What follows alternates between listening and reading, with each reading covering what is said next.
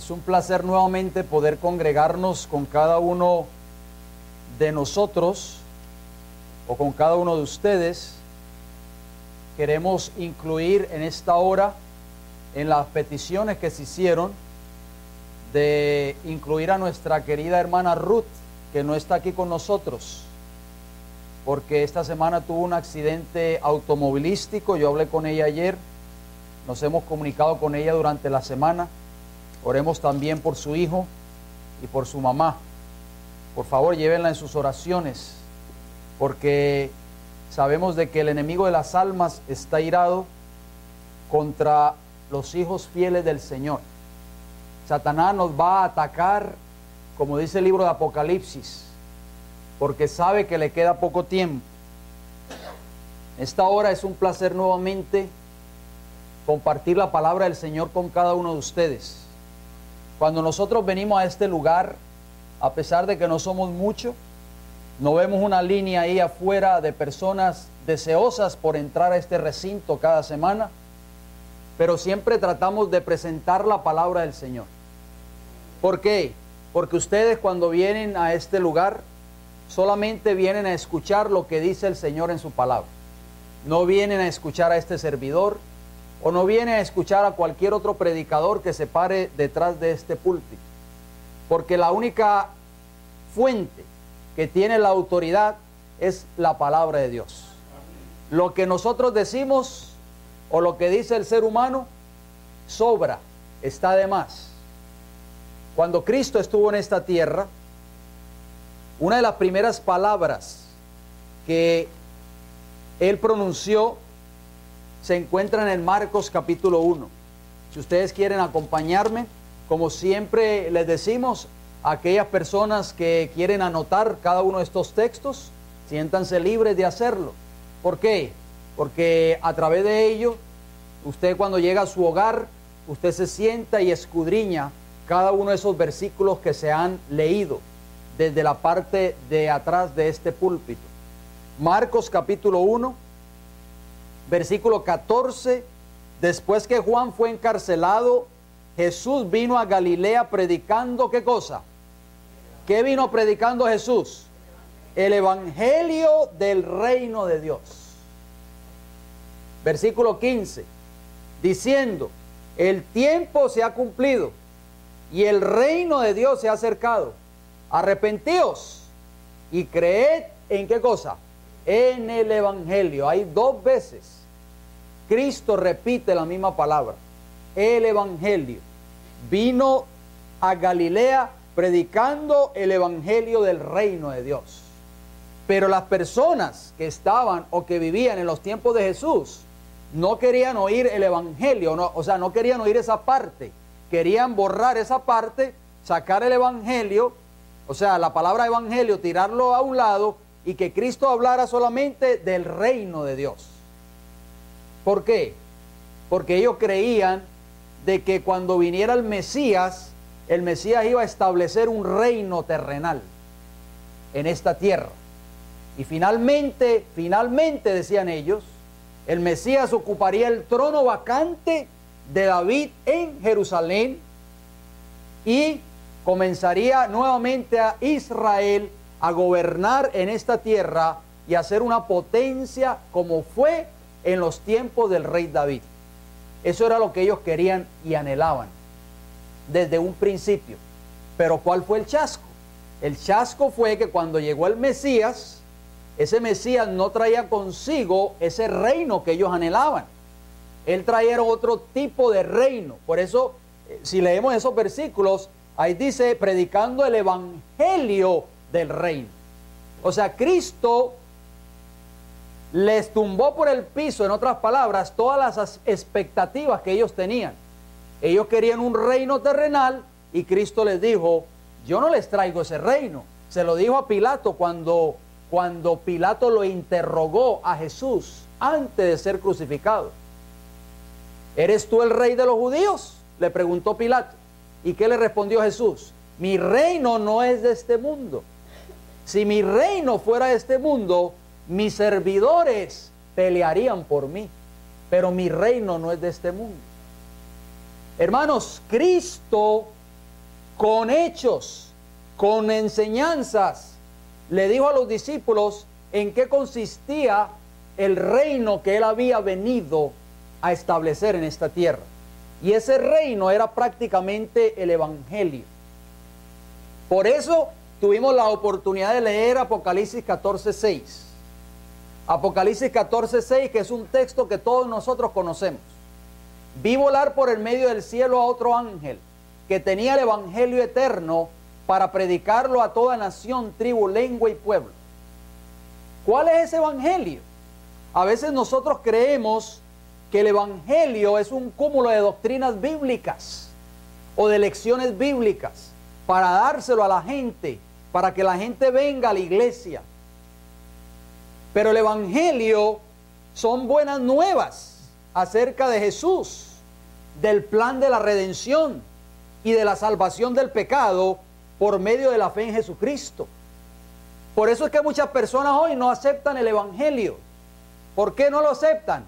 Porque el Evangelio, cuando tú lo aceptas en tu vida, el Evangelio te libera de tus pecados, te da libertad de tus pecados. Y la gente no quiere aceptar ese Evangelio porque les gusta el pecado, porque quieren seguir viviendo en pecado, porque les gusta la vida de pecado que están viviendo. Por eso cuando viene y se les presenta el Evangelio, pues no lo aceptan, lo rechazan. La palabra evangelio en griego es euangelión. Euangelión significa buenas nuevas, significa noticia. Evangelio, anunciar, o significa también un buen mensaje. ¿A quién de nosotros, díganme ustedes por favor, no nos gusta que nos traigan buenas noticias? A todos. Pero eso es prácticamente el Evangelio. El Evangelio son buenas noticias. ¿Para qué? Para salvación. Es el propósito por el cual nosotros fuimos creados. Por ese propósito, con ese propósito estamos nosotros en esta tierra, para algún día alcanzar la salvación. Yo no sé si ustedes piensan en eso. No sé si ustedes anhelan algún día estar en una patria mejor, que es la celestial. Porque este mundo nada ofrece. Este mundo no nos ofrece absolutamente nada. No pensemos que este mundo nos va a ofrecer cosas buenas. Al contrario, este mundo cada día va a ir de mal en peor. Miremos a nuestro alrededor, miremos las noticias, los periódicos, y podemos darnos cuenta de la situación caótica que se está viviendo en este país y en el mundo entero. ¿Qué usted espera de ello?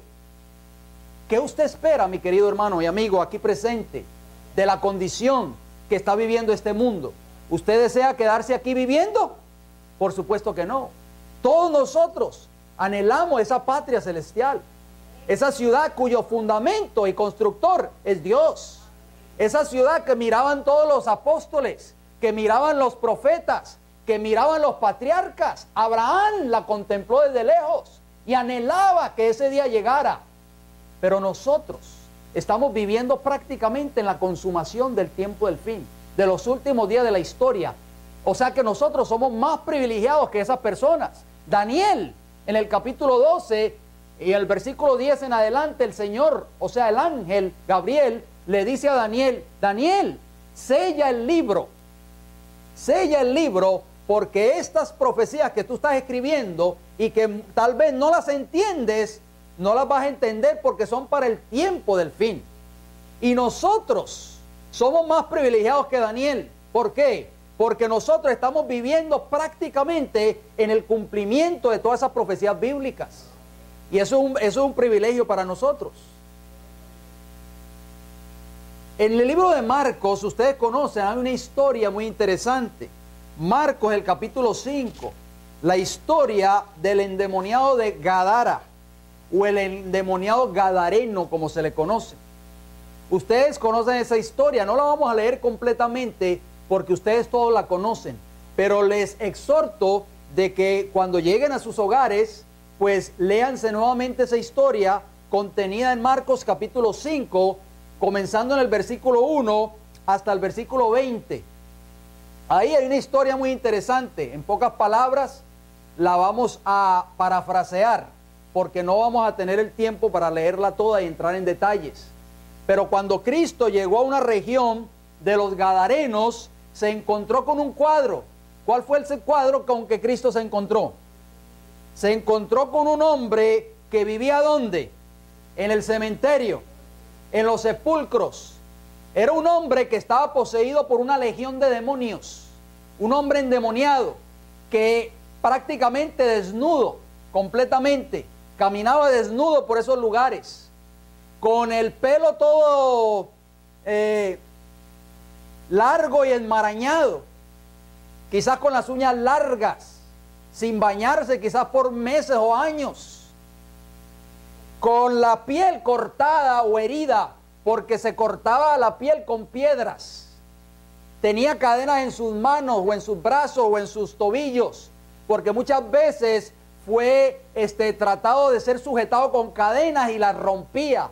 Barbudo, en fin. O sea, un cuadro que si nosotros lo vemos en la calle o nos encontramos con un personaje o un individuo de esa forma, pues nos espantaríamos. Pero Cristo, mis hermanos, sabía en su sabiduría de que allí había un hombre en Gadara que en lo más profundo de su corazón anhelaba ser liberado. Anhelaba ser liberado de esa legión, de esos demonios que lo tenían atado.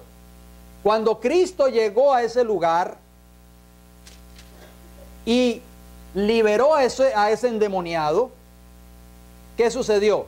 Vamos a leer en unos versículos finales de esa historia. Marcos capítulo 5, versículo 15. Ustedes saben la historia, ustedes la conocen. Marcos 5, 15 dice: vienen a Jesús y ven al que había sido atormentado del demonio y que había tenido la legión, sentado, vestido y en su juicio cabal. ¿Y tuvieron qué? Miedo. Imagínense ustedes a esa persona que nunca la habían visto en esta forma. Cuando la vieron, esas personas de esa región de Gadara se sintieron atemorizados.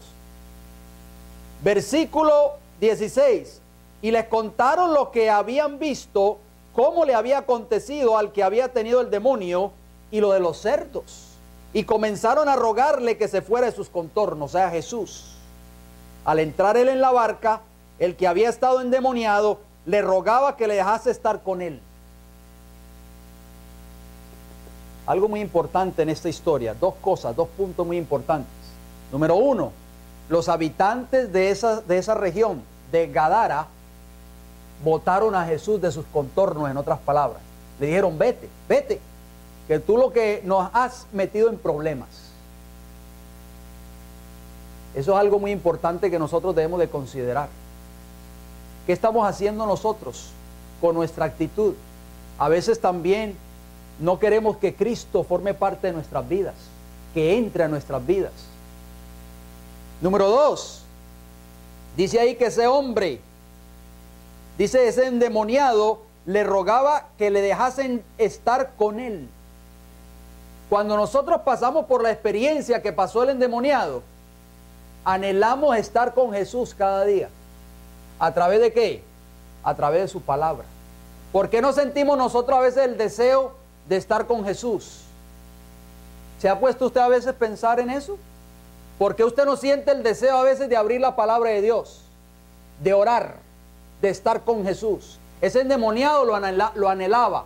¿Por qué lo anhelaba? ¿Por qué deseaba estar con Jesús? Versículo 19 dice: mas Jesús no se lo permitió, sino que le dijo: vete a tu casa, a los tuyos, y cuéntales cuán grandes cosas el Señor ha hecho contigo y cómo ha tenido misericordia de ti. Y se fue, dice el versículo 20, y comenzó a publicar en Decápolis, que Decápolis quiere decir 10 ciudades, cuán grandes cosas había hecho Jesús con él, y todos se maravillaban. ¿Por qué este joven, este endemoniado, pudo dar testimonio públicamente donde quiera que él llegaba? ¿Por qué? ¿Por qué? Porque Cristo había hecho algo por él, había transformado su vida, lo había liberado del pecado, de Satanás.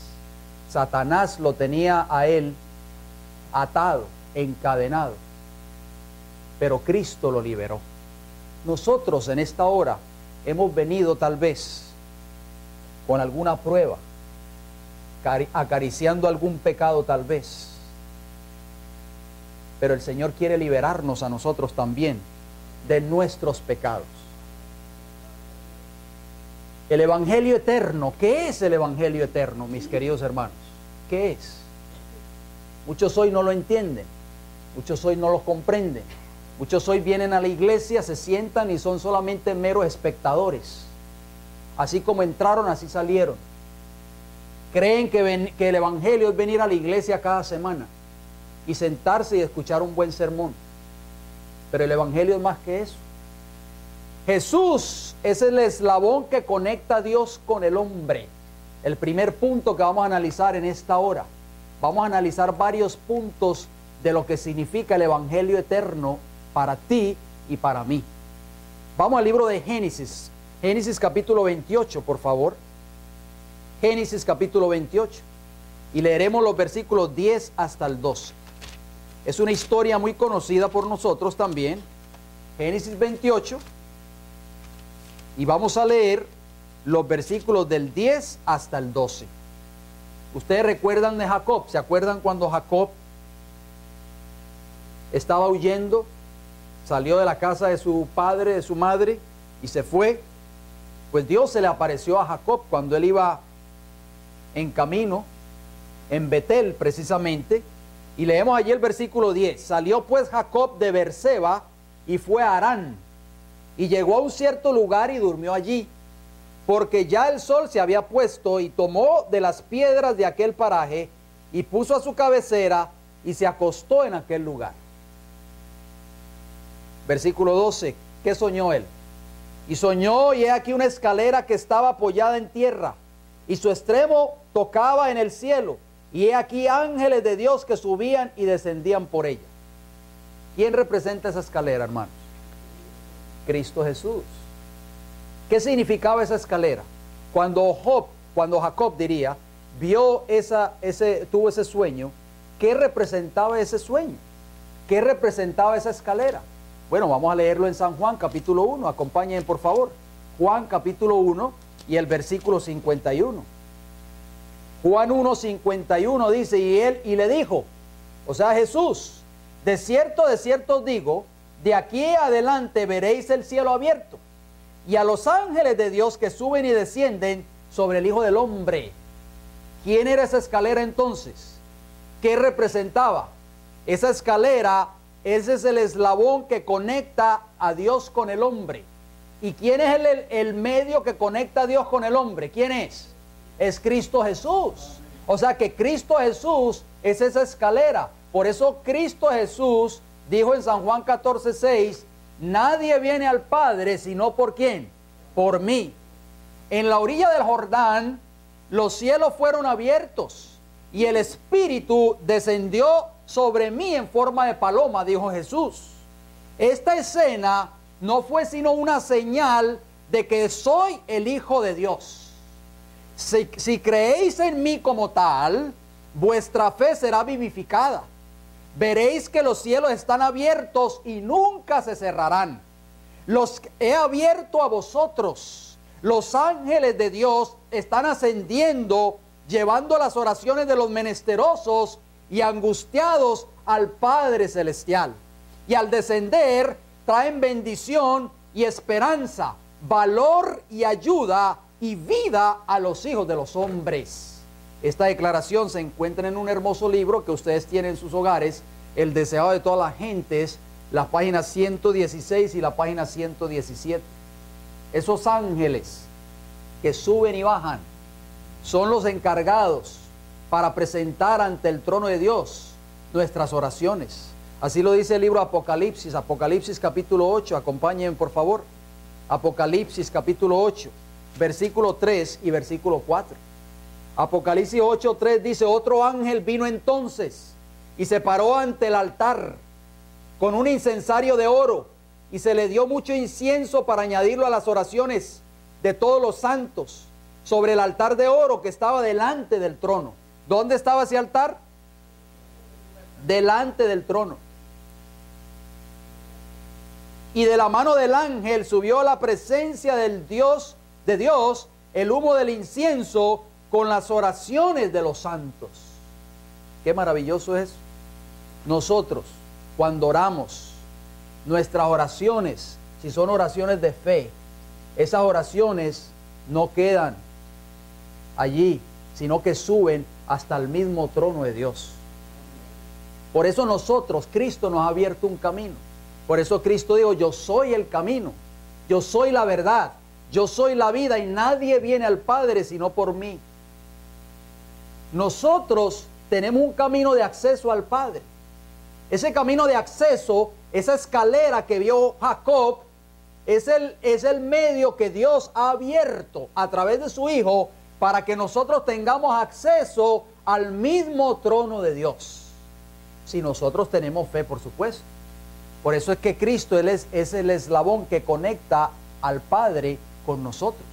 En el libro de Hebreos hay unos hermosos textos que quisiera leer y no pasar por alto. Hebreos 10, versículo 19 y versículo 20, dice así la palabra del Señor. Así que, hermanos, teniendo libertad para entrar, ¿dónde?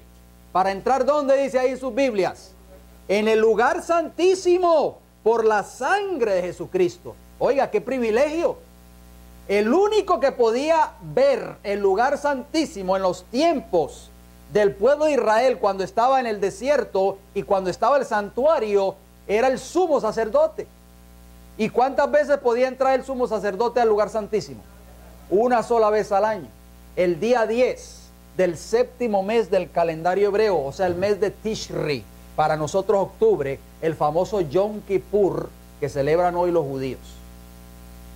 Dice el versículo 20, por el camino nuevo y vivo que Él nos abrió a través del velo, esto es, de su carne.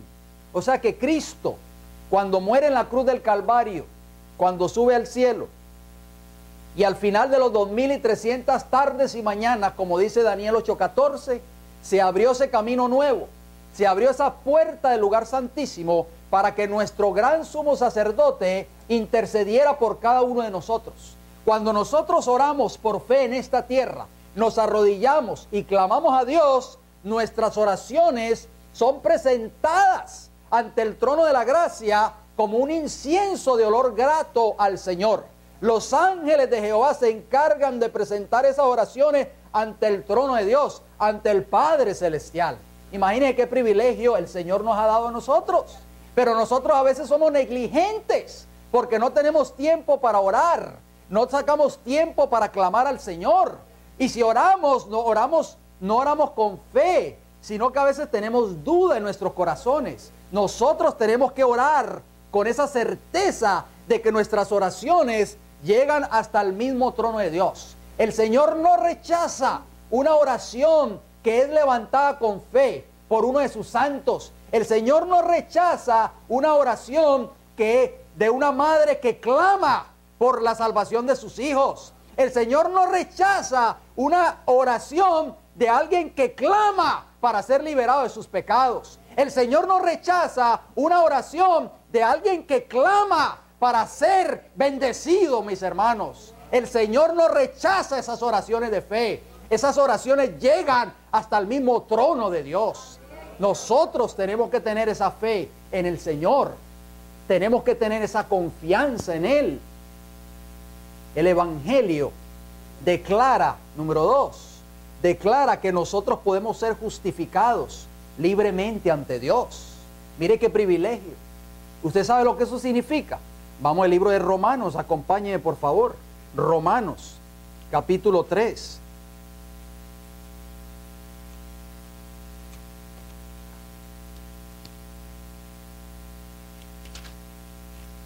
Romanos, capítulo 3.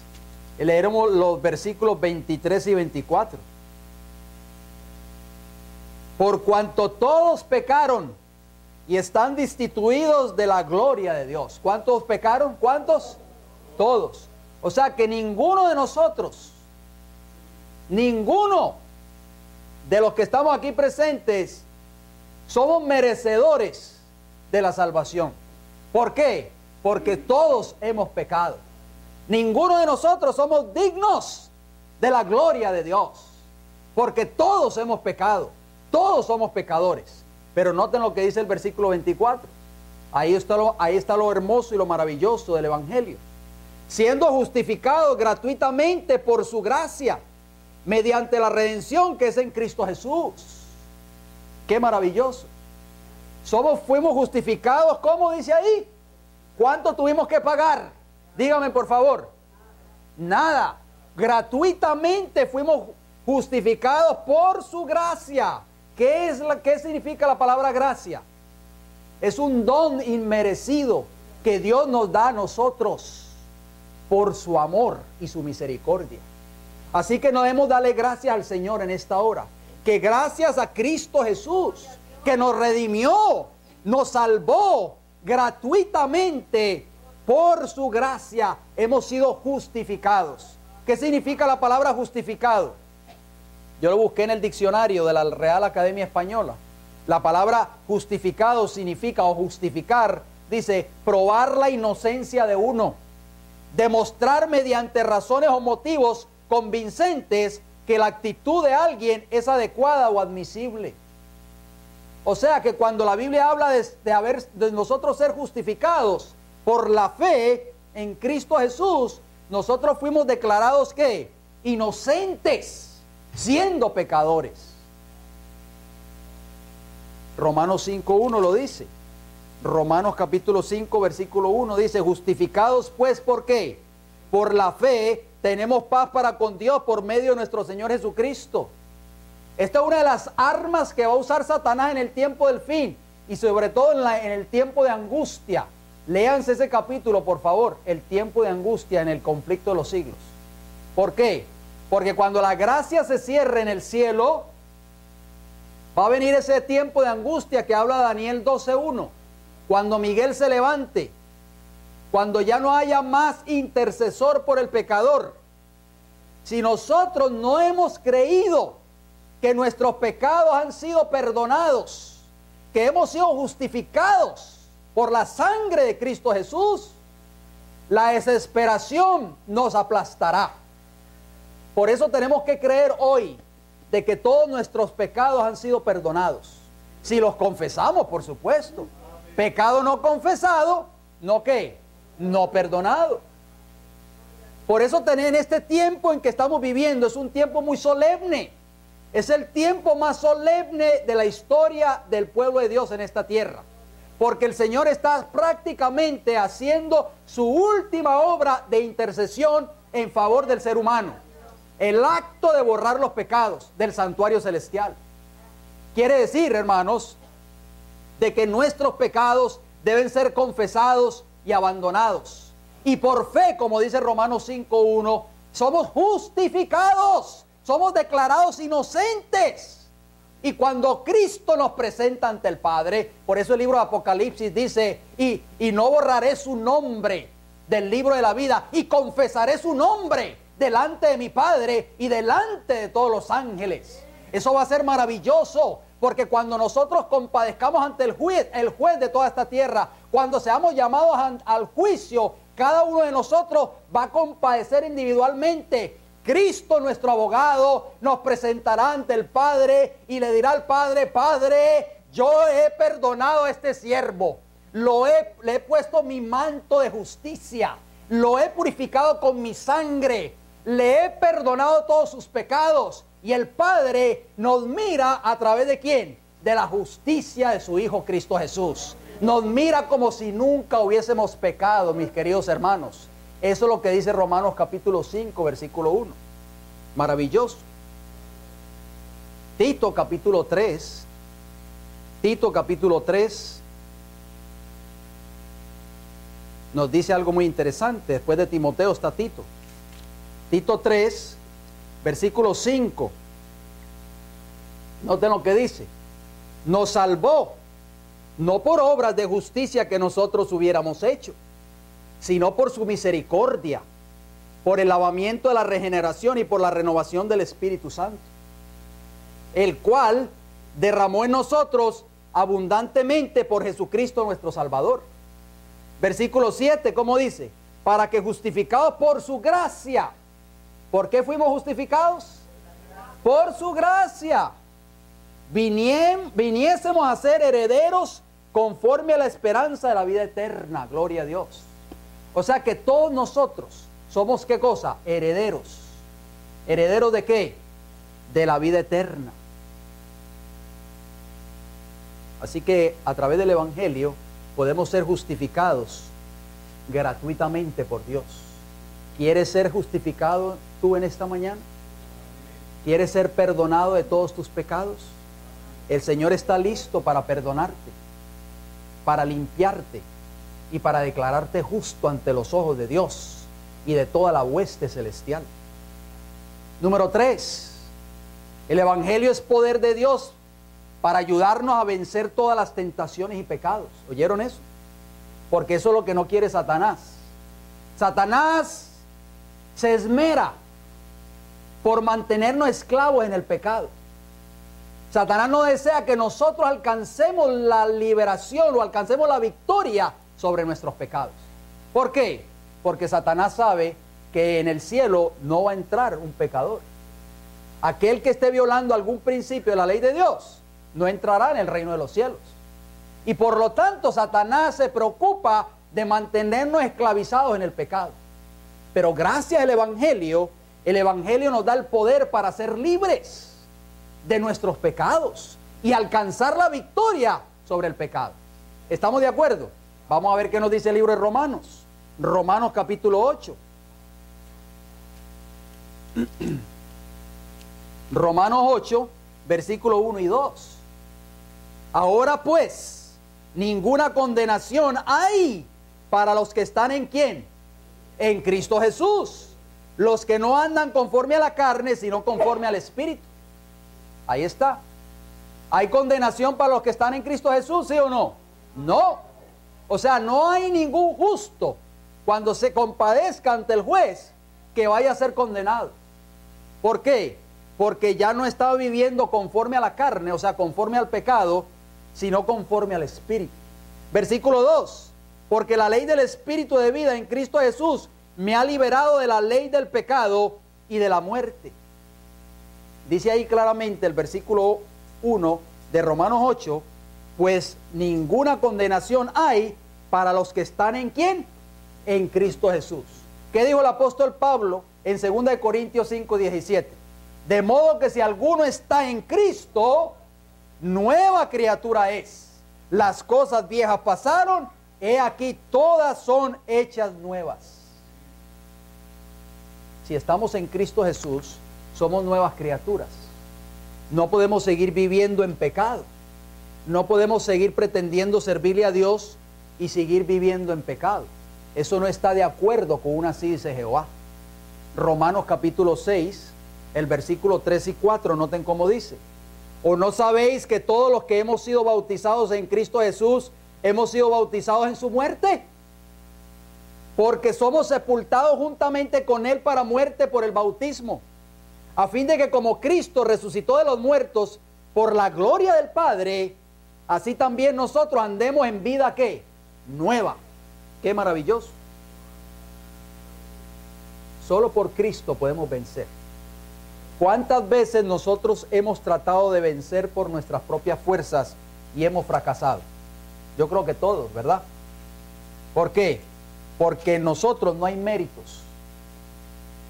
Solamente los méritos de Cristo. El poder de Cristo en nosotros nos da la victoria o nos dará la victoria sobre nuestros pecados. Dice el apóstol Pablo, lo leo, ustedes lo pueden anotar. 1 Corintios 15, 57. Mas gracias sean dadas a Dios que nos da la victoria por medio de nuestro Señor Jesucristo. Así que nosotros jamás vamos a alcanzar la victoria tratándolo por nuestras propias fuerzas. Es a través de Cristo Jesús, a través de su palabra, a través del Evangelio, es que vamos a alcanzar la victoria sobre todos nuestros pecados. Por favor, nunca trate de hacer algo sin la ayuda y del poder del Espíritu Santo, porque va siempre a fracasar. Siempre vamos a fracasar si queremos lograr algo sin el poder y la ayuda de Dios. Por eso Cristo lo dijo claramente en San Juan 15. Sin mí nada podéis hacer. Número 4. A través del Evangelio podemos obtener la gracia y la fortaleza para permanecer firmes. Efesios capítulo 10, capítulo 6 diría, Efesios capítulo 6, versículo 10. Efesios 6, 10 dice, así que según tengamos, estoy leyendo Gálatas, disculpe, Efesios 6, 10. Por lo demás, hermanos míos, fortaleceos en ¿quién? En el Señor. Ahí está la clave. ¿Y en el poder de qué? De su fuerza. ¿Quién tiene el poder y quién tiene la fuerza? Cristo Jesús. Por eso tenemos que pedir la fortaleza de Él. La fuente de todo poder y fortaleza está ¿en quién? En Cristo Jesús. Versículo 11. Vestidos de toda la armadura de Dios, para que podáis estar firmes contra las acechanzas de ¿quién? Del diablo. Porque no tenemos lucha contra sangre y carne, sino contra principados, contra potestades, contra los gobernadores de las tinieblas de este siglo, contra huestes espirituales de maldad en las regiones celestes. O sea, ahora ustedes y yo estamos envueltos en una guerra. No es una guerra como la que se está llevando a cabo en Irán, o en Irak, o en Afganistán, o en esos otros países del Medio Oriente. Estamos envueltos en una guerra espiritual. Una guerra que estamos luchando contra las huestes de Satanás. Por eso dice ahí, no tenemos lucha contra sangre y carne, sino contra principados, contra potestades. Y nosotros necesitamos estar firmes. Pero para poder estar firmes contra los ataques de Satanás, tenemos que depender única y exclusivamente, como dice el versículo 10, de la fortaleza y del poder de Jesús. Y solamente ese poder se logra a través de su palabra, a través del Evangelio, mis queridos hermanos. Segunda de Corintios, hay un texto muy interesante. Segunda de Corintios, el capítulo 12 y el versículo 9, dice así. Segunda de Corintios 12, 9 y 10, dice, y me ha dicho, bástate, ¿qué cosa? Mi gracia, le dijo el Señor al apóstol Pablo, porque mi poder se perfecciona en la debilidad. Por tanto, de buena gana me gloriaré más bien en mis debilidades, para que repose sobre mí el poder ¿de quién? De Cristo. Por lo cual, por amor a Cristo, me gozo en las debilidades, en afrentas, en necesidades, y en persecuciones, en angustias, porque cuando soy débil, entonces soy fuerte. Qué maravilloso. ¿En qué estribaba el apóstol Pablo, o la vida del apóstol Pablo? En que él había depositado toda su confianza en el poder ¿de quién? De Jesús. Nosotros podemos desarrollar también esa misma experiencia en nuestras vidas si confiamos única y exclusivamente en el poder de Cristo. Número 5. Por medio de la obediencia o desobediencia al Evangelio de Cristo, seremos justificados o condenados. ¿Oyeron eso? Seremos justificados o condenados. Romanos capítulo 6 lo dice. Romanos capítulo 6, versículo 15. Romanos 6, 15, ¿qué nos dice? ¿Qué pues? ¿Pecaremos porque no estamos bajo la ley, sino bajo la gracia? En ninguna manera, dice el apóstol. ¿No sabéis que si os sometéis a alguien como esclavos, dice el versículo 16, sois esclavos de aquel a quien obedecéis, sea del pecado para muerte, o sea de la obediencia para justicia? ¿A quién estamos nosotros obedeciendo en esta mañana? ¿Estamos obedeciendo al pecado? Pues vamos a cosechar ¿qué cosa? La muerte. ¿Estamos obedeciendo al Señor? Vamos a cosechar la vida. Versículo 17. Pero gracias a Dios, que aunque erais esclavos del pecado, erais, tiempo pasado, habéis obedecido de corazón aquella forma de doctrina a la cual fuisteis entregados. Y libertados del pecado, dice ahí el versículo 18, viniste a ser siervo ¿de qué? De la justicia, gloria a Dios. Por la obediencia en nuestras vidas, vamos a ser liberados de nuestros pecados, por la gracia de Cristo Jesús obrando en nosotros. Recuerden que nosotros, sin Cristo, no podemos obedecer la palabra de Dios, solamente con Cristo en nosotros. Por eso tenemos que dejar entrar a Cristo a nuestras vidas, a nuestros corazones. Por eso Apocalipsis 3:20 se oye un tocar. He aquí yo estoy a la puerta y llamo. Yo quiero entrar a tu vida, quiero transformar tu vida, quiero liberarte de la esclavitud del pecado, quiero darte vida eterna. Déjame entrar, ahí está la clave. Si yo entro en tu vida, tú vas a ser una persona diferente, vas a ser una nueva criatura, si tú me dejas entrar. Pero hoy por hoy hay muchos que todavía tienen esa puerta cerrada, porque piensan que el evangelio es solamente doctrinas, nada más. Piensan que el evangelio es solamente ritos. No, mis hermanos, el evangelio es más que eso. Segunda de Tesalonicenses 1, noten cómo dice, Segunda de Tesalonicenses capítulo 1. Y a veces estos textos que vamos a leer los usamos para las personas que están allá afuera, las personas que no quieren escuchar el mensaje de la palabra de Dios. Pero estos textos se aplican más para nosotros que los que están allá afuera. Segunda de Tesalonicenses 1, versículo 7, noten cómo dice, y a vosotros que sois atribulados, daros reposo con nosotros cuando se manifieste el Señor Jesús, desde el cielo con los ángeles de su poder. Cristo viene con gran poder y gloria a esta tierra. Versículo 8, en llama de fuego, para dar retribución a los que no conocieron a Dios, ni obedecen, ¿qué cosa? Al evangelio de nuestro Señor Jesucristo. Versículo 9, los cuales sufrirán pena de eterna perdición, excluidos de la presencia del Señor y de la gloria de su poder. ¿Quiénes son los que van a ser excluidos en el tiempo del fin? ¿Quiénes? Los que no creyeron en el evangelio, los que pasaron 20, 30, 40, 50 años en la iglesia y estuvieron esclavos en el pecado. No tuvieron fe de que el evangelio tenía el poder para liberarlos de sus pecados. No tuvieron fe de que el evangelio tenía el poder para transformar sus vidas.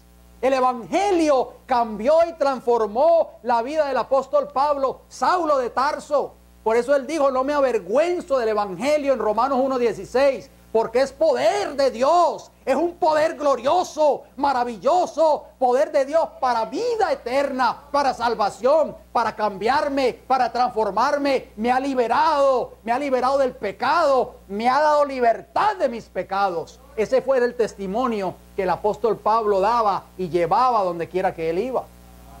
Por eso dice ahí 2 de Tesalonicenses 1, que el Señor cuando venga va a destruir a aquellos que no obedecieron el evangelio de nuestro Señor Jesucristo. No es solamente los que están allá afuera, no, es aquellos que pretendieron ser cristianos toda su vida, pero nunca experimentaron el evangelio en sus vidas. El evangelio no es decir yo creo en Cristo. El evangelio no es decir yo vengo a la iglesia todas las semanas. El evangelio no es decir yo tengo una Biblia. El evangelio no es decir gloria a Dios y aleluya. El evangelio no es decir yo creo en toda la verdad. El evangelio no es decir yo pertenezco a la iglesia verdadera.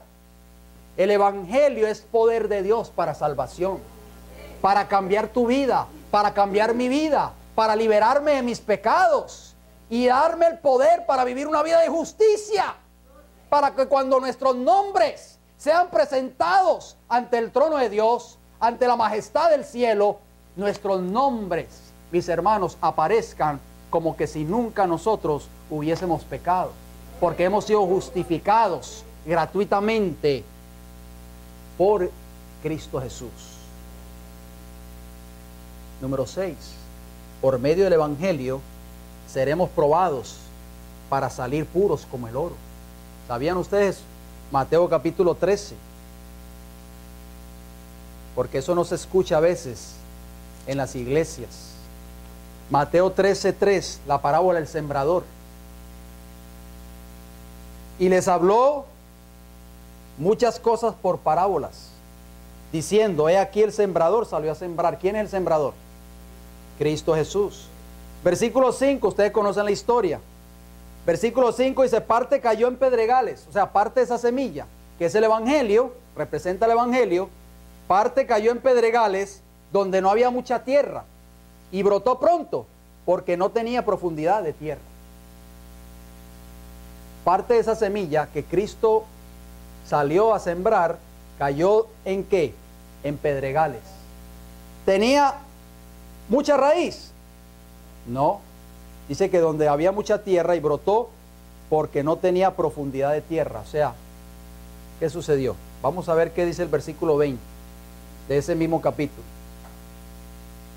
Y el que fue sembrado en pedregales, este es el que oye la palabra y al momento la recibe con gozo. Muchos bautismos en la iglesia, muchas campañas evangelísticas.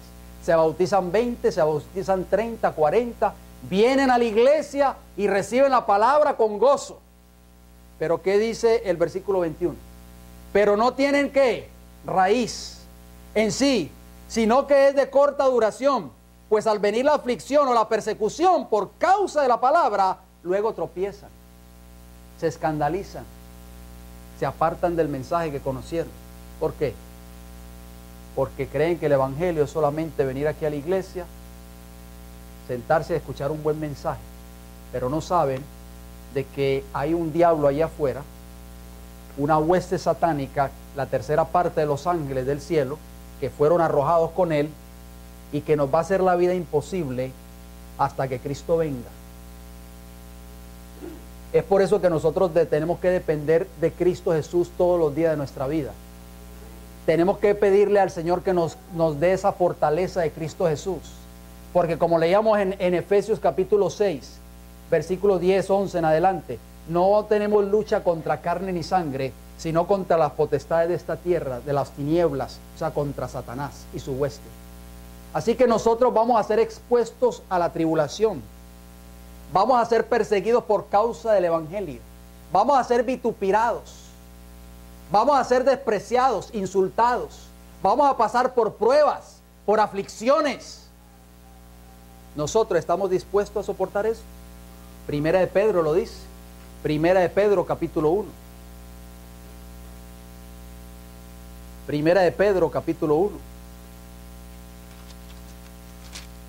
Versículos 6 y 7. En lo cual vosotros os alegráis. La gran mayoría de nosotros nos ponemos tristes. Aunque ahora por un poco de tiempo, si es necesario, tengáis que ser afligidos en diversas pruebas. Cuando nosotros estamos pasando por pruebas, ¿nos ponemos felices o nos entristecemos? Todo lo contrario. Pero la palabra de Dios dice, en lo cual vosotros os alegráis. ¿Por qué? Para que sometida a prueba vuestra fe, mucho más preciosa que el oro, el cual aunque perecedero se prueba con fuego, sea hallada en alabanza, gloria y honra cuando sea manifestado Jesucristo. Maravillosas palabras, ¿verdad? Esta vida, nuestra vida, ha de ser pasada por el fuego de la prueba y la tribulación. El evangelio no es solamente venir a la iglesia todas las semanas. Hemos de ser probados como se prueba el fuego, por la prueba y la tribulación, para que cuando Cristo se manifieste, nuestras vidas aparezcan puras ante los ojos del Señor.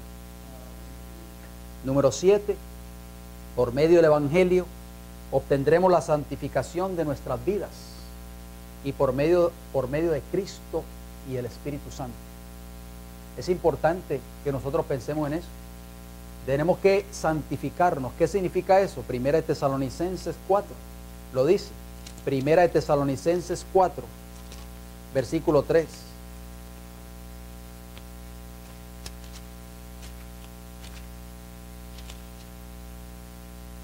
Pues la voluntad de Dios es vuestra ¿qué?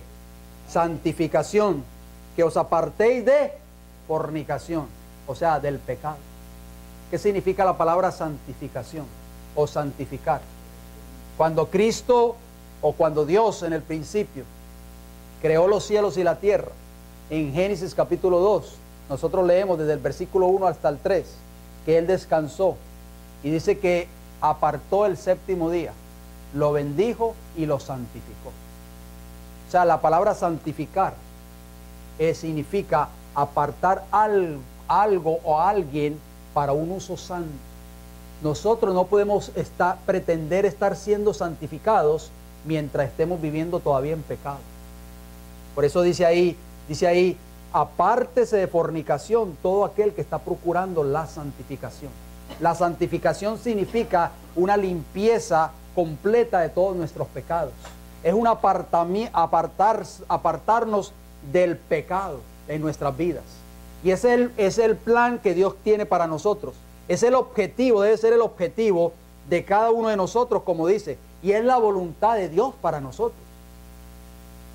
Allí mismo en 2 Tesalonicenses 2 y el versículo 13, 2:13 de 2 Tesalonicenses dice: pero nosotros debemos dar siempre gracias a Dios respecto a vosotros, dice, hermanos amados por el Señor, de que Dios os haya escogido desde el principio para salvación, mediante la santificación por el Espíritu y la fe en la verdad. O sea, ¿desde cuándo nos escogió el Señor para salvación? ¿Desde cuándo? Desde el principio. ¿Para qué? Para salvación. ¿Mediante qué cosa? La santificación. Si nosotros no somos santificados, no alcanzaremos nunca la salvación de nuestras almas. Y esa santificación se logra, mis queridos hermanos, con el poder del Espíritu Santo. Y es por eso que tenemos que clamar por ese poder en esta hora. Tenemos que clamar como clamaba Bartimeo el ciego: Hijo de David, Hijo de David, ten misericordia de mí. Como clamaba esa mujer que tenía flujo de sangre y en medio de esa multitud se arrastraba y decía en su corazón: si tan solo lograre tocar el borde de su manto, seré sana completamente.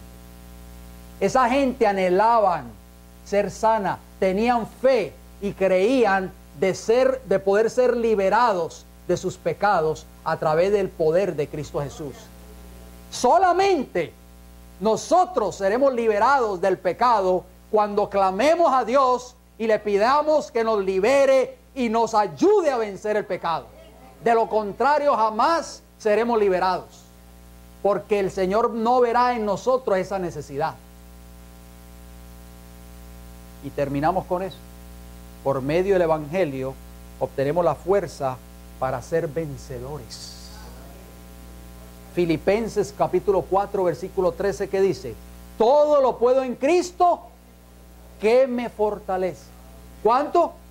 ¿Cuánto podemos en Cristo? Todo. Filipenses 4:13. Juan 15:5 dice: porque separados de mí nada podéis hacer.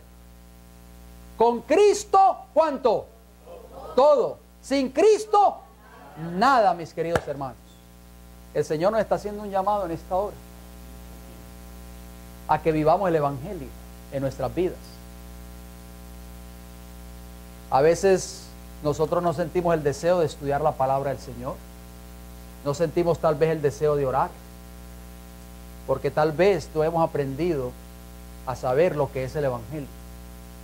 El Evangelio es buenas nuevas de salvación para tu vida y para mi vida. Cristo quiere entrar a tu vida en esta hora. Cristo quiere transformar tu vida. Si hemos vivido en delitos y pecado todos estos años, si hemos practicado el pecado, si hemos conservado o guardado algún pecado escondido, el Señor quiere liberarte de ese pecado. El Señor quiere que tú le entregues ese pecado, que lo pongas a sus pies, como María cuando ungió los pies de nuestro Señor Jesucristo. Por eso Jesús dijo: no la reprendan, no hablen mal de ella, no la critiquen, que las obras que esta mujer ha hecho, eso va a ser predicado en el mundo entero.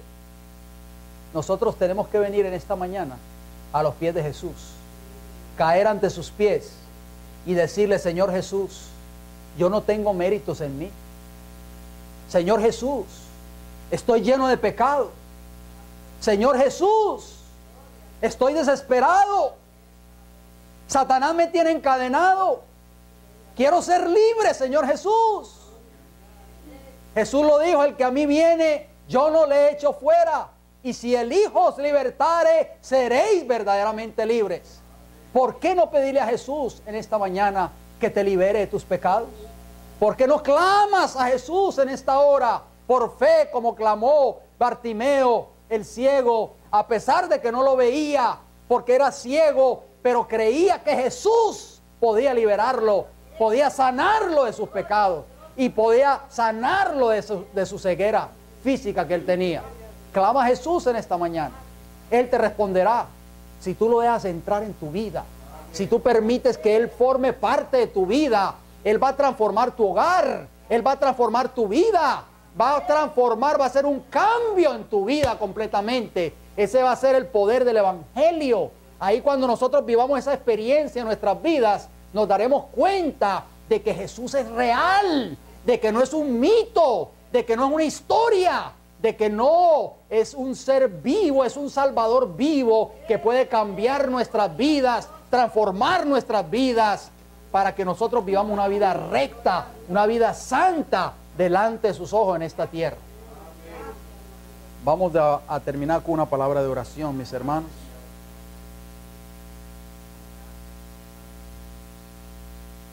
Señor Jesús,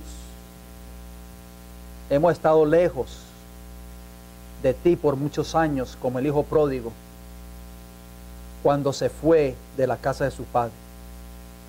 Dame la herencia que me pertenece, dámela, que quiero irme a gozar el mundo.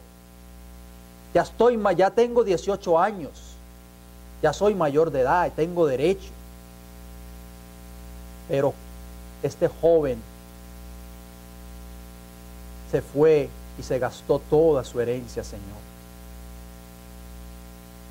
Y en el momento más duro de su vida,